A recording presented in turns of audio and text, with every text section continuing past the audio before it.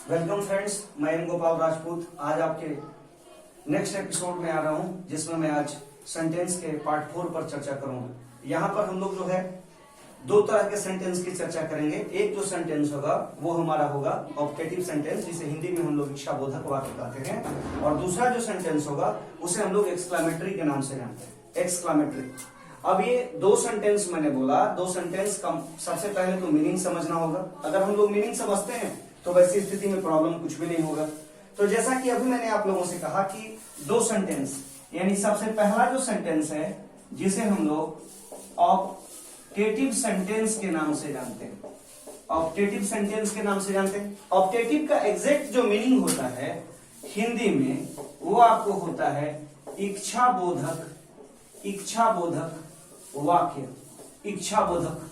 अब ये इच्छा क्या होता है, तो इच्छाबोधक वाक्य क्या होते हैं? तो इच्छाबोधक वाक्य को अगर डिफाइन करना हो तो एक लाइन में हम उसको डिफाइन कर सकते हैं कि the sentence which is used to express desire, which is used to express desire, wish और कर्स। अगर इसको लिखना होगा तो क्या लिखेंगे? लिखेंगे the sentence which is used to express desire, curse और ब्लेसिंग। अब दिमाग में ये बात आप लोगों की आ रही होगी कि इसमें कैसे कैसे आपने बताया। तो सबसे पहले समझिएगा कि the sentence which is used, वो सेंटेंस जिसका इस्तेमाल होता है क्या एक्सप्रेस करने के लिए? डिजायर। डिजायर में क्या होता है? इच्छा। आदमी की इच्छा होती है, तो इच्छा के लिए कर्ज, कर्ज का मतलब होता है अभिशाप।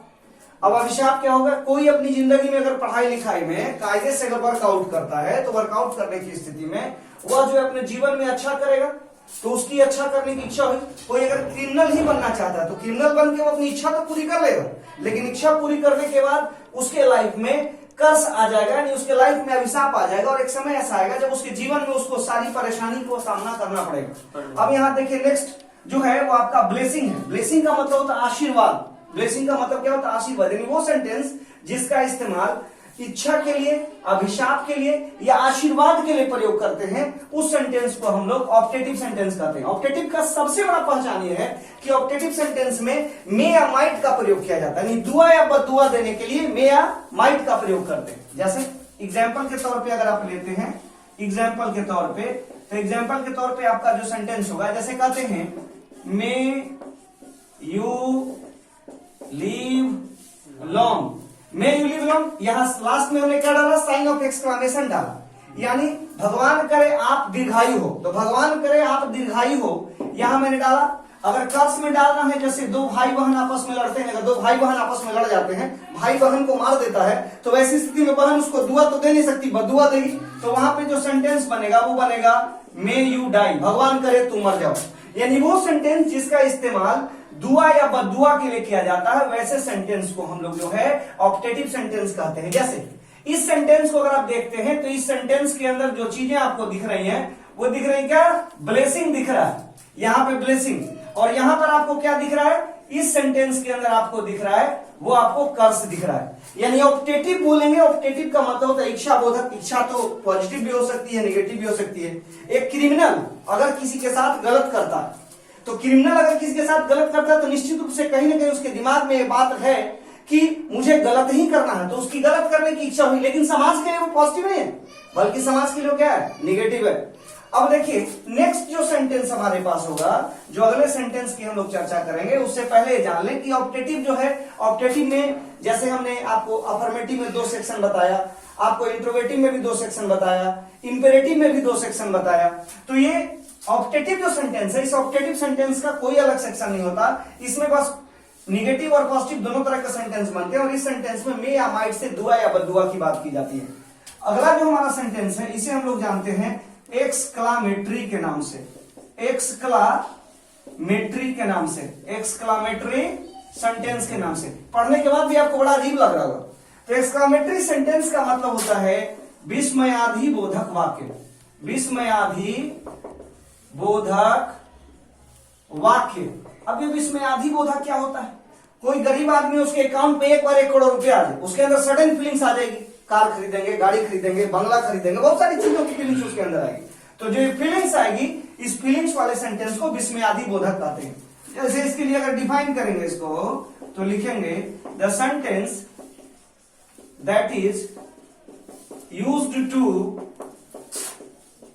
Express certain feelings. Certain feelings में क्या होगा?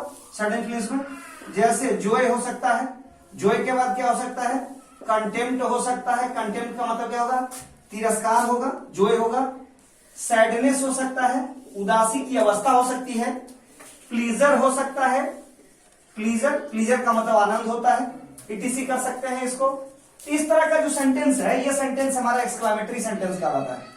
इस एक्सक्लामेटरी सेंटेंस को पहचानने का तरीका क्या है? जैसे मान लिया जाए कि हम लोग इसमें एग्जाम्पल डालते हैं, तो अगर हम लोग एग्जाम्पल डालते हैं तो एग्जाम्पल डालने में हम लोग को क्या करना होगा? तो एग्जाम्पल में जैसे यहां पे लिखते हैं अलास।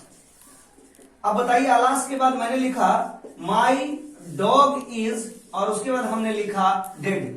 तो माई डॉग इज, हाय मेरा कुत्ता क्या हो गया? मर गया। अब देखिए, हाय मेरा कुत्ता मर गया, अलास क्या है?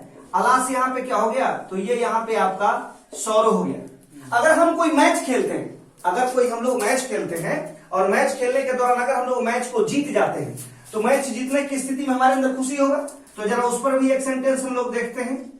Hurray, we have won the match. हम लोगों ने मैच क्या कर लिया है? जीत लिया है। अब देखिए, ये जो सिंबल है ना, ये आपको ऑप्टेटिव और एक्सक्लामेटरी दोनों में मिलेगा। ऑप्टेटिव में क्या है? यहां पे आपके साथ क्या है ऑप्टेटिव में? सबसे बड़ी बात कि ऑप्टेटिव में आप दुआ या बदुआ कर सकते हैं, लेकिन एक्सक्लामेटरी में आपकी जो फीलिंग्स होगी ना, वो सडन फीलिंग्स होगी, और इसका भी कोई पार्ट नहीं होता। यानी अभी तक ओवरऑल हम लोगों ने जाना कि ऑप्टेटिव सेंटेंस का भी कोई पार्ट नहीं और एक्सक्लामेटरी का भी कोई पार्ट नहीं। तो इस तरह से हम लोगों ने इस चीज को जाना, और इस तरह से आज आपका सेंटेंस चैप्टर जो है वो कंप्लीट होता है। लेकिन कंप्लीट करने पर मैं आप लोगों को एक बात जरूर बोलूंगा, मेहनत करिए, मन लगा के पढ़िए, क्योंकि हमारे माननीय प्रधानमंत्री जी ने बराबर बोला, अभी कोविड-19 का प्रोसेस चल रहा है, जिसमें कोविड-19 से लड़ते हुए मोदी जी की मुझे एक बात याद आ गई कि कौन कहता है कि अंधेरा घना है, कौन कहता है कि अंधेरा घना है, दिया जलाना कहां मना है। और इसी के साथ ही आज के इस एपिसोड से हम विदा लेते हैं, और सेंटेंस के बाद फिर हम लोग अगले चैप्टर की तैयारी अच्छे से करेंगे, फिर हम लोग अगले चैप्टर में आते हैं। तब तक के लिए थैंक यू वेरी मच।